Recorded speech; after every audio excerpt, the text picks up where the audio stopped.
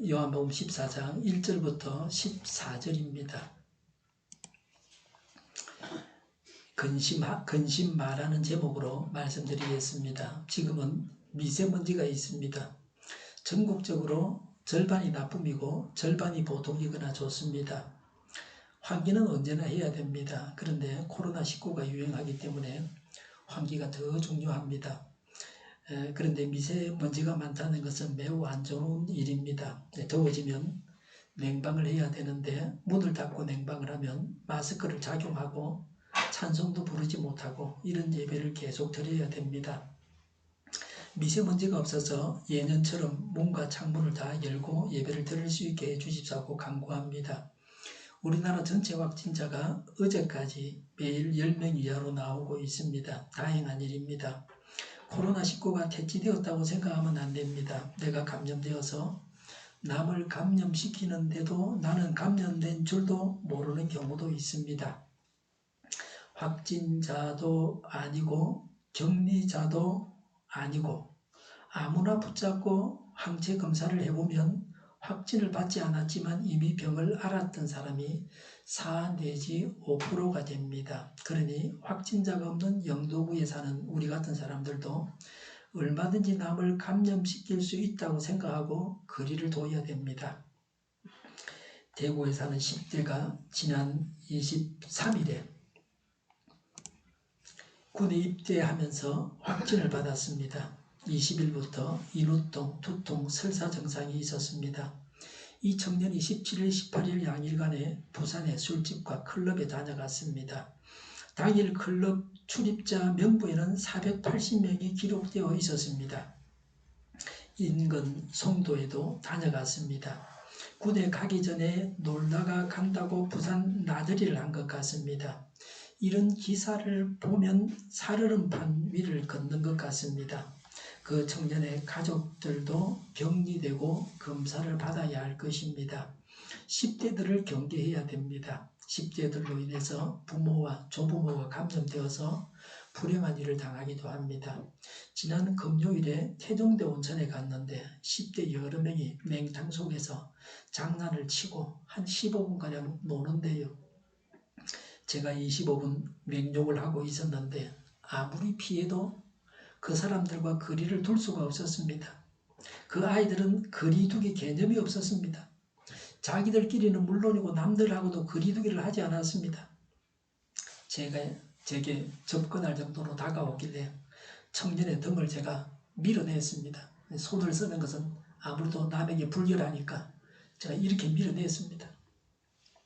지금도 여전히 코로나 대폭발은 일어날 수 있습니다. 양팔 간격으로 거리를 유지해야 합니다. 마스크 착용도 해야 합니다. 우리 사회에서 감염이 일어날 수 있을 만한 곳은 가지 않아야 합니다. 요한복음 14장 1절에 너희는 마음에 근심하지 말아라. 하나님을 믿고 또 나를 믿으라고 했습니다. 근심은 해결되지 않은 일 때문에 속을 태우거나 우울해하는 것입니다. 무슨 근심을 가지고 있습니까? 이런저런 근심들이 있습니다. 원하는 바가 다 이루어진 사람은 없습니다. 걱정이 없는 사람은 없습니다. 그런데 예수님은 제자들에게 근심하지 말라고 하십니다. 하나님만이 하실 수 있는 말씀입니다. 하나님은 우리에게 근심하지 말라고 하십니다. 이 말씀은 예수님께서 십자가를 지시기 직전에 하신 말씀입니다. 예수님은 십자가를 지시는 걱정을 하실 만한데 제자들에게 걱정하지 말라고 하십니다. 예수님 자신은 십자가를 질 것을 두고 걱정하시면서 제자들에게만 걱정하지 말라고 하신 것입니까? 사람은 그렇게도 합니다. 자기도 하지 않는 일을 남에게 시킵니다. 그래서 폭군이라 그럽니다. 남에게 짐 지우기를 좋아하고 자신은 아무것도 지지 않으려고 합니다. 예수님은 이렇게 하시지 아니하십니다. 십자가를 앞두고 예수님의 마음이 무거웠을 것입니다. 그러나 예수님은 근심하지 아니하셨습니다. 제자들에게도 걱정하지 말라고 하셨습니다. 우리 앞에도 져야 할 십자가가 있습니까? 근심하지 마시기 바랍니다. 근심하는 대신에 우리가 할 일은 하나님을 믿고 예수님을 믿는 것입니다. 1절에 하나님을 믿고 또 나를 믿으라고 하십니다. 코로나 문제와 코로나 후유증이 있습니다. 코로나로 인해서 먹고 살아가는 문제가 어렵게 되었습니다. 이런저런 문제들이 있습니다. 이런 일을 두고 하나님을 믿어야 합니다. 하나님을 믿는다는 말을 잘 이해해야 합니다. 모든 일을 하나님이 다 해주시니 아무 일도 하지 말라는 말이 아닙니다. 자신이 해야 할 일은 해야 합니다. 사람이 해야 할 도리는 다 해야 합니다. 교회 예배로 인해서 감염이 일어나지 않도록 해야 됩니다. 우리의 모든 생활이 위생적이어야 합니다. 우리 교회당은 예배 시간 외에는 문을 늘 잠가두고 있습니다. 예배를 드린 후에는 소독하고 환기를 합니다. 예배당에 있던 스프레이가 고장이 나서 소독을 하고 나면 장갑에 약품이 젖곤 했었습니다. 스프레이 하나 사야 되겠다고 생각했는데 지난주에 예배당 입구에 소독 스프레이가 2개 있었습니다. 구청에서 두고 갔다고 전화로 알려줬습니다. 매우 고마웠습니다. 소독약이 떨어지면 동사무소에 가서 소독약을 받아오면 됩니다. 걸어가면 운동도 되고 좋습니다. 사람이 할 바를 하고 기도해야 합니다. 이건 중요한 원칙입니다. 인터넷에 떠돌아다니는 가짜뉴스에 속으면 안 됩니다. 뭐 속으면 어쩌고 저쩌고 또 좀 날씨가 따뜻해지면 뭐 어쩌고 저쩌고 뭐 다 믿을 게 못 됩니다. 뭐 더운 여름에도 코로나가 없는 건 아닙니다. 60도 사우나에 들어가서도 감염될 수도 있습니다. 근심과 걱정을 하지 말라고 해서 준비도 하지 않고 계획도 세우지 않아야 합니까? 아무런 준비나 계획이 없이 일을 할 수 없습니다. 저는 어떤 일을 하기 전에 머리로 한번 실행해 봅니다. 그래도 매번 잘못할 때도 있습니다. 철저한 준비가 필요합니다. 주일 예배를 드리기 위해서 준비를 합니다. 방금 예배드리기 직전에 문 손잡이를 소독약으로 다 닦았습니다. 차의 손잡이도 다 닦았습니다. 큰일을 하려고 하면 더 많은 준비를 해야 합니다. 계획을 세우고 목표를 설정하고 달려야 합니다. 우리나라의 경제 성장은 그런 식으로 되어졌습니다. 그냥 된 것이 아닙니다. 걱정한다고 되는 일이 없습니다. 걱정 대신에 해야 할 일을 해야 합니다. 준비도 하고 계획도 세우고 대책도 있어야 합니다. 물이 부족하면 수자원을 잘 관리해야 합니다. 비를 모아서 사용해야 합니다. 비가 그냥 바다로 흘러가지 않고 땅 아래로 스며들어서 강물과 지하수가 되게 해야 됩니다. 아스팔트나 시멘트로 깔아놓으니까 빗물이 그 땅속으로 들어가지를 못하고 바다로 다 흘러가 버리고 그럽니다. 미세먼지가 많으면 미세먼지를 만들어내는 공장이나 차나 선박을 규제해야 합니다. 우리 동네는 정박해 있는 배에서 나오는 미세먼지를 잡아야 합니다. 공해 방지 시설을 하고 공장을 가동하게 해야 합니다. 아무 일도 하지 않고 있으면 걱정만 생기게 됩니다. 열심히 일을 하면 걱정을 덜 수 있습니다. 안전대책을 세우고 실행하면 우려할 일이 없게 됩니다. 비상방호복이 넉넉했다면 얼마나 좋았겠습니까? 지금은 일본에서 의료진들이 비닐봉투로 만든 방호복을 입고 환자를 본다고 합니다. 이후로라도 제대로 준비해서 이런 일이 다시 일어나지 않게 해야 합니다. 요새 방호복을 팔아서 거부가 된 사람도 있습니다. 매일 천문학적인 돈을 벌고 있답니다. 우리 교회 뒤편에 저기 있는 키친아트에서 나온 살균기 제가 작년 3월 달에 27,000원 주고 샀는데 요새는 얼마 하는 줄 압니까? 제가 뭐 선물하려고 몇 번 주문을 했는데 한 번은 41,200원에 주문했는데 취소됐어요. 안 판대요. 또 그 다음에는 5만원에 주문을 했는데 그것도 안 판대요. 오프라인으로 판대요. 근데 그거 인터넷 들어가면 지금 12만원이에요. 그래서 제가 또 검색을 해보니까 똑같은 기계인데 키친아트 마크 없는 게 있어요. 그거 3만원 주고 샀어요. 배송비까지 포함해서. 제가 볼 때 별 차이가 없어요. 뭐 폭리를 취한다 그럴까요? 코로나로 인해서 아주 재미를 톡톡히 보는 사람들도 있습니다. 사람이 할 일을 다 하고 하나님을 믿어서 성령님의 인도하심을 따라서 살아가야 합니다. 근심 대신에 하나님을 믿어야 합니다. 요한복음 14장 2절에 내 아버지의 집에는 있을 곳이 많다. 그렇지 않다면 내가 너희가 있을 곳을 마련하러 간다고 너희에게 말했겠느냐? 나는 너희가 있을 곳을 마련하러 간다고 하셨습니다. 가난한 사람들이 반지하에 살고 있으니 몸에서 냄새가 납니다. 주거시설이 그러하기 때문에 어쩔 수 없습니다. 완전 지하실에 사는 사람은 더 많은 냄새가 납니다. 기생충 영화에서 봤습니다. 사람에게는 주거 공간이 있어야 합니다.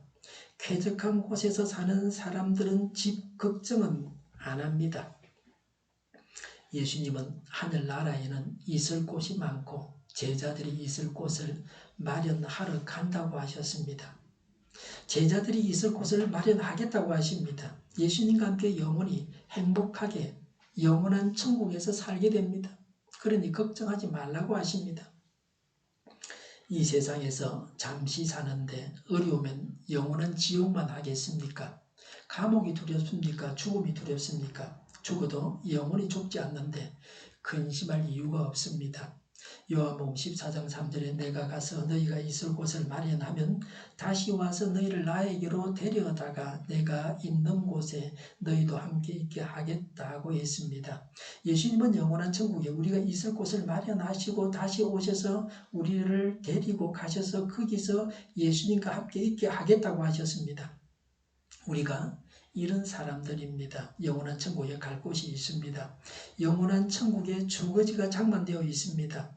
천국 아파트에 분양권을 쥐고 있습니다. 거기는 부동산 투자도, 병원도, 결혼식장도, 도둑도, 강도도 이 세상에서 흔하게 있는 악인이나 병균도 없는 곳입니다. 먹지 않아도 아무런 문제가 되지 않습니다. 그러니 죄를 지을 필요가 없습니다. 죄 짓는 사람이 없습니다. 이 세상 집에다가 너무 많은 투자를 하지 마시기 바랍니다. 적당히 하세요. 지난주일 오후에 제가 90분짜리 동영상을 봤습니다. 계란, 소고기, 가공육, 우유, 유제품을 먹지 말고 완전한 채식을 하면 모든 병이 다 사라진다고 했습니다. 황당하죠? 이런 말을 하면 잘못하면 고소를 당할 수 있습니다. 실제로 고소를 당해서 감옥에 가 있는 사람도 있다고 했습니다. 그게 미국에서 만들어진 동영상입니다. 미국에서 그러하답니다. 치즈를 먹으면 살이 찐다고 말을 하면 치즈법에 저촉되어 감옥에 간답니다. 치즈업자들이 로비를 해서 그런 법을 만들었습니다. 그러니 그 동영상은 유튜브에서 정상적으로 볼 수 있는 게 아닙니다. 전에 우리 교회에 다녔던 베트남에 거주하는 청년이 링크 주소를 보내준 것이 아니라 동영상을 보내줬습니다. 이미 아마 받은 사람은 받았을 거예요. 심장학회 홈페이지에 들어가면 심장병자들이 먹어서는 안 되는 음식을 먹으라고 보여주고 있습니다. 심장학회에서 일하는 사람들이 먹고 살아가려면 돈이 필요하죠. 월급을 받아야 되잖아요. 심장병자가 먹어서는 안 되는 음식을 만드는 업자들이 후원을 해줘가지고 심장학회에서 일하고 있는 사람들이 먹고 사는 겁니다. 그러니까 뭐 월급 받으려고 그러면 후원을 받아야 되고 그러려면은 심장병자가 먹어서는 안 되는 음식도 올려놔서 먹으라 그래야 자기들이 월급을 받는 겁니다. 그래서 올려놓은 겁니다. 당뇨병 학회도 마찬가지입니다. 제약회사가 약을 만들어서 사람을 살린다고 알고 있습니다. 맞는 말이죠. 그런데 동시에 약을 팔아먹기 위해서 먹지 않아도 될 약을 먹여가지고 약의 부작용에 시달리게 합니다. 무조건 약을 먹게 만듭니다.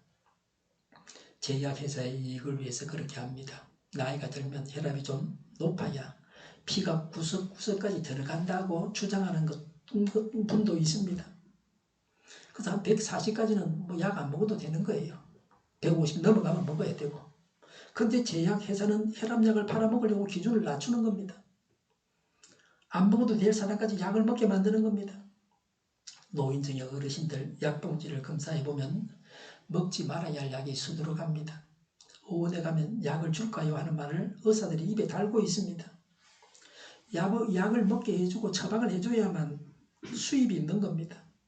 어떤 사람은 완전 채식을 해서 모든 약을 다 끊고 회복되어서 보조기에 의지하지 않고 혼자서 걸어 다닙니다.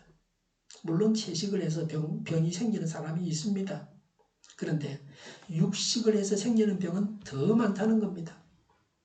소시지 같은 가공육은 첨가물이 들어가서 인체에 해롭습니다. 어떤 직업을 가졌든지 무슨 일을 하든지 하나님 앞에서 바르게 살아가야 합니다. 사람을 죽이는 일을 할 것이 아니라 사람을 사랑하고 사람을 살리는 일을 해야 합니다. 돈을 버는 일이라면 사람도 죽이는 세상입니다. 돈 벌려고 사람을 죽이는 자를 너무 관대하게 받아들이는 세상입니다. 음식으로 병이 생기기도 하고 음식으로 병을 고치기도 합니다. 의학의 아버지 히포크라테스는 우리가 먹는 것이 곧 우리 자신이 된다. 음식을 먹어서 우리 몸이 되는 겁니다. 음식이 곧 약이고 약은 곧 음식이다. 모든 질병은 장에서 시작된다. 음식으로 고칠 수 없는 병은 약으로도 못 고친다고 했습니다.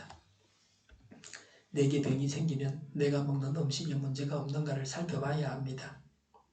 제가 혈압계가 있으면 무조건 측정을 해봅니다. 최근에는 혈압이 130, 150까지 올라갑니다. 그래서 매일 아침에 먹던 인삼을 먹지 않고 있습니다. 좀 쉬고 있습니다. 의사들에게 음식 교육을 시키려고 하면 나쁜 음식을 만드는 업체에서 방해를 해서 교육을 못하게 합니다. 양인은 음식의 중요성을 잘 알지 못합니다. 치과 의사가 치약의 유해성에 대해서는 배운 바가 없습니다. 정신을 차리지 않으면 고배어가는 세상입니다. 병원이나 약이 병만 고쳐주기를 바랍니다.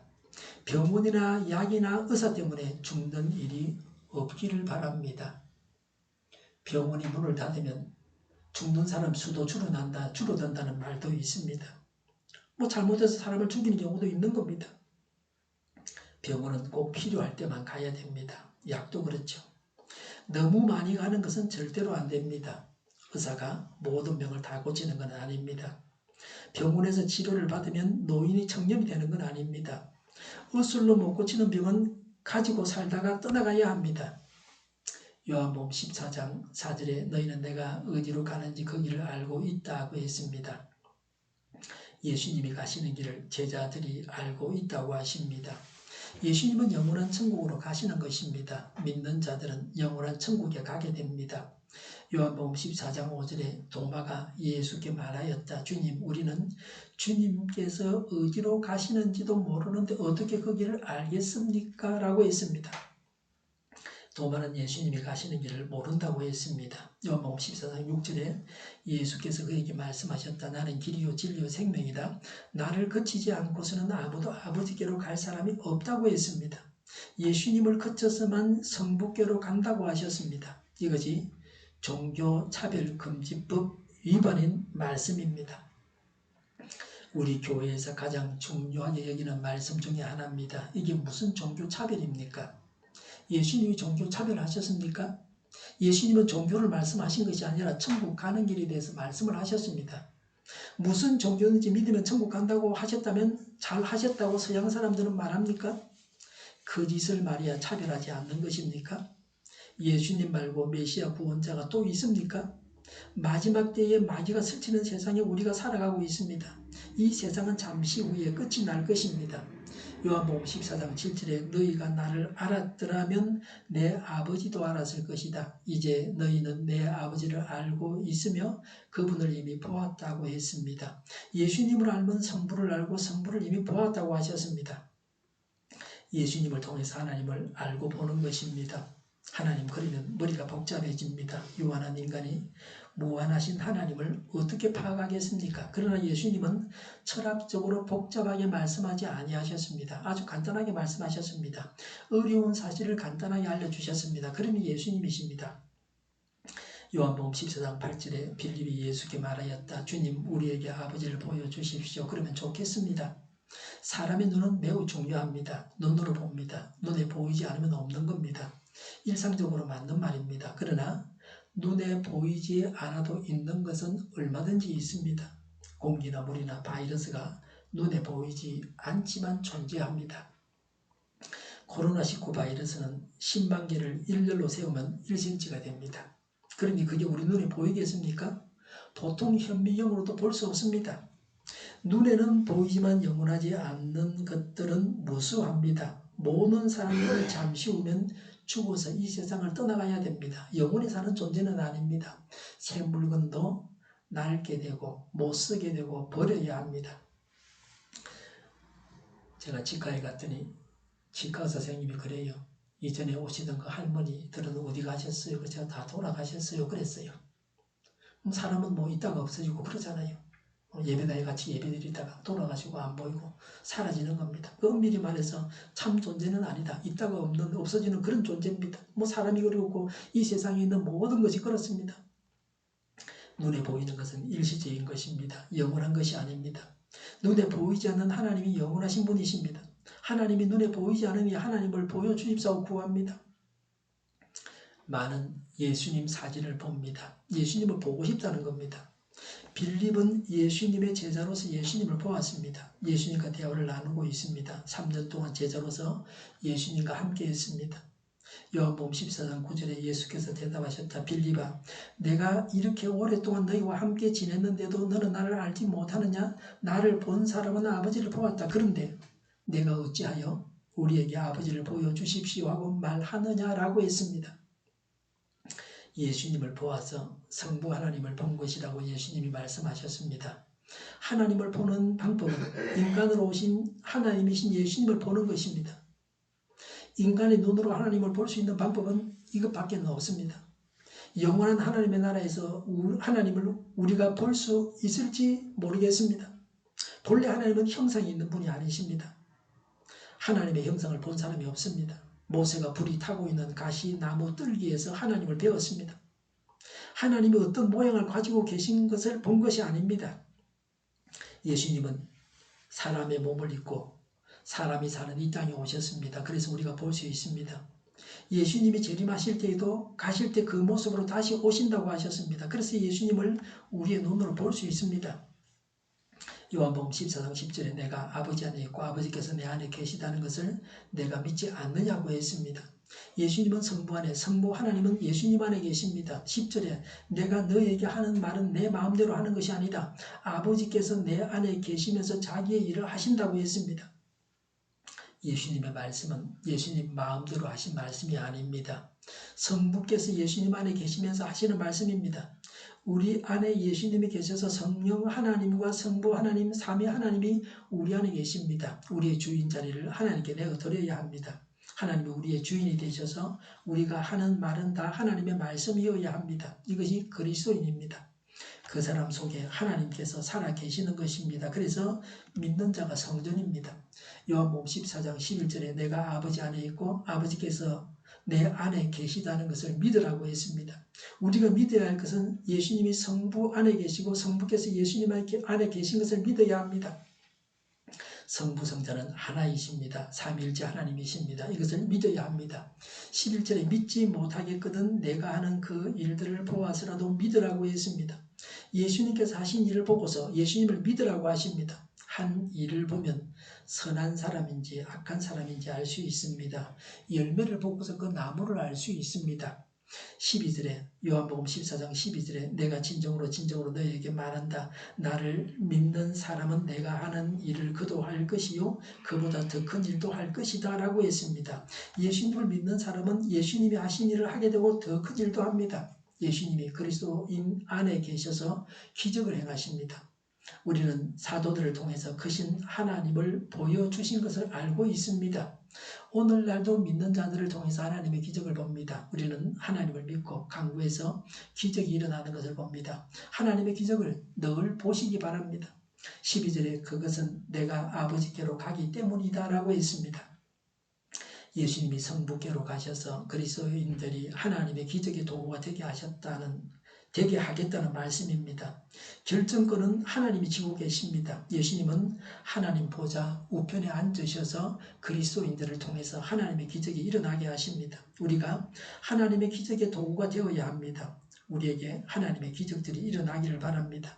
우리나라에 하나님의 기적들이 나타나기를 바랍니다. 요한복음 14장 13절에 너희가 내 이름으로 구하는 것은 내가 무엇이든지 다 이루어 주겠다 하고 했습니다. 예수님의 이름으로 구하면 다 이루어 주십니다. 예수님의 이름으로 구하고 받은 줄로 알아야 합니다. 13절에 이것은 아들로 말미암아 아버지께서 영광을 받으시게 하려는 것이다 라고 했습니다. 하나님은 우리가 기도한 것을 주셔서 하나님께서 영광을 받으십니다. 요한복음 14장 14절에 너희가 무엇이든지 내 이름으로 구하면 내가 다 이루어 주겠다고 했습니다.